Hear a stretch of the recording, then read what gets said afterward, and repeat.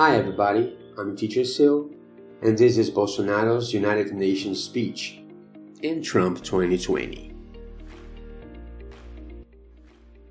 Mr. President of the General Assembly Volkan Bozkir, Mr. Secretary General Antonio Guterres, who I am pleased to greet in our mother language, heads of state, government, and delegations, ladies and gentlemen. It is an honor to open this assembly with representatives of sovereign nations in a moment when the world needs the truth to overcome its challenges. COVID-19 has gained the center of attention throughout this year, and first of all, I want to regret every death that has occurred. Since the beginning, I've warned in my country that we had two problems to solve: the virus and unemployment, and that both should be treated simultaneously and with the same responsibility. By judicial decision, all isolation measures and freedom restrictions were delegated to each of the 27 governors of the federation units. The president was responsible for sending resources and means to the entire country. Just as it has happened in most of the world, a portion of the Brazilian media also politicized the virus, spreading panic among the population, under the motto, "Stay at home and we'll deal with the economy later on." They almost brought social chaos to the country. Our government boldly implemented several economic measures that prevented a greater damage.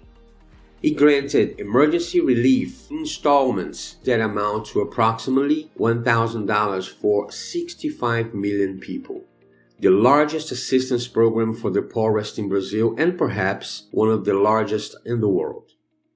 It allocated over $100 billion for health-related actions and to help small businesses and micro companies, as well as compensating for the loss of revenue from states and counties. It assisted over 200,000 indigenous families with food products and COVID prevention. After listening to health professionals, we encouraged the early treatment of the disease. We allocated $400 million for research, development, and production of the Oxford's vaccine in Brazil. Hospitals did not lack the means to care for COVID patients. The pandemic leaves this great lesson that we cannot depend on just a few nations for the production of inputs and less essentials for our survival. The hydroxychloroquine production input alone was readjusted by 500% at the beginning of the pandemic. In this line, Brazil is open to the development of cutting-edge technology and innovation, such as Industry 4.0, artificial intelligence, nanotechnology, and 5G technology, with any partner that respects our sovereignty and values freedom and data protection. In Brazil, despite the global crisis, rural production hasn't stopped. The countrymen worked like never before, produced food as usual for over 1 billion people. Brazil contributed to keep the world fed. Our truck drivers, seafarers, dockers, and airmen kept the entire logistics flow active for internal distribution and export. Our agribusiness continues to thrive and, above all, possessing and respecting the best environmental legislation on the planet. However, we are victims of one of the most brutal campaigns of disinformation about the Amazon and the Pantanal. The Brazilian Amazon is well known to be very rich. This explains the support of international institutions for this campaign, supported by shady interests, along with Brazilian associations, profiteers, and unpatriotic ones, with the objective of harming the government and Brazil itself. We are leaders in tropical forest preservation. We have the cleanest and most diverse energy matrix in the world. Even though we are one of the 10 largest economies in the world, we are responsible for only 3% of carbon emissions. We guarantee food security for 1/6 of the world's population. Even though we preserve 66% of our native vegetation, We use only 27% of our territory for livestock and agriculture, numbers that no other country has. Brazil is emerging as the world's largest food producer. That is why there is so much interest in spreading misinformation about our environment. We are open to the world in what we best have to offer, our products from the field.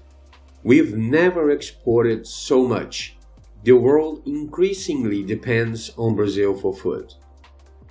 Our forest is humid and does not allow the spread of fire inside of it. The fires happen practically in the same places, on the eastern surroundings of the forest, where the caboclo and the indigenous people slash and burn for their own survival, in areas already deforested. Criminal outbreaks are fought rigorously and with determination. I maintain my zero tolerance for environmental crime policy. Together with the National Congress, we seek land regularization, aiming to identify the perpetrators of these crimes. I recall that the Amazon region is bigger than the entire Western Europe, hence the difficulty in fighting not only fire outbreaks, but also illegal logging and biopiracy.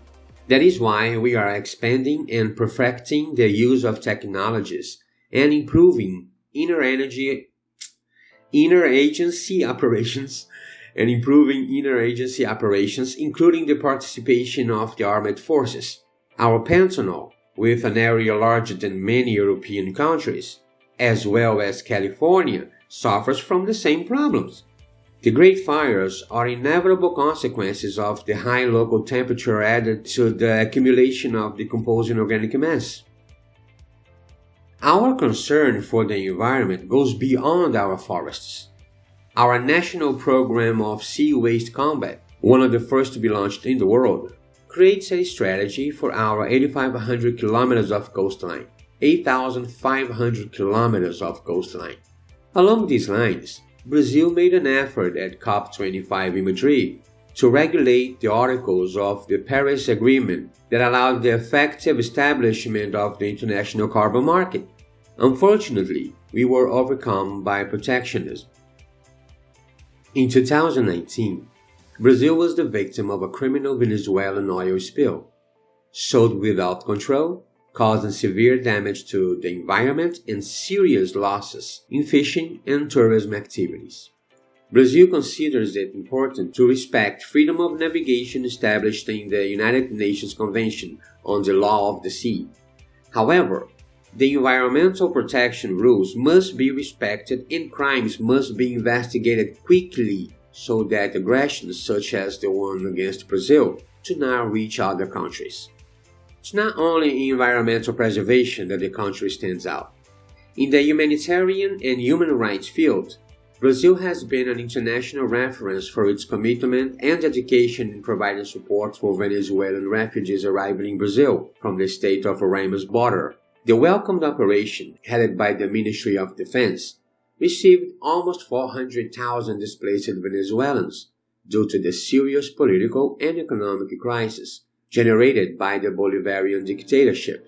With the participation of over 4,000 military personnel, the humanitarian logistical task seeks to welcome, shelter, and internalize families arriving at the border.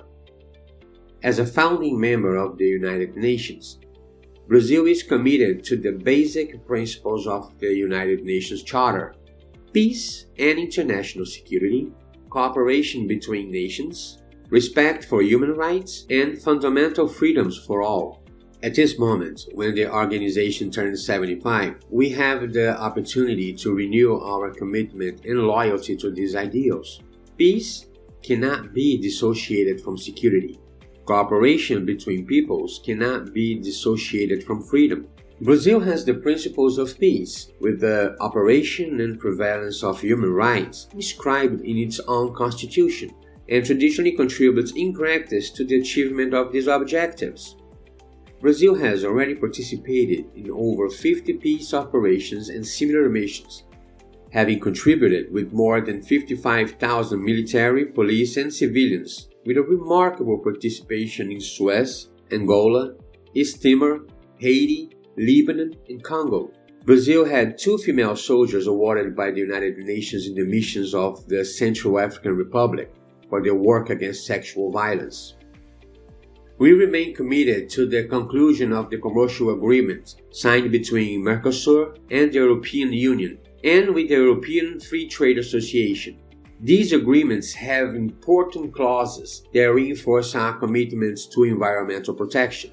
In my government, Brazil finally abandoned a protectionist tradition and started to have in the trade opening the indispensable tool for growth and transformation. I reaffirm our support for the reform of the World Trade Organization, which should provide disciplines adapted to the new international realities. We are also close to the beginning of Brazil's official accession process to the OECD.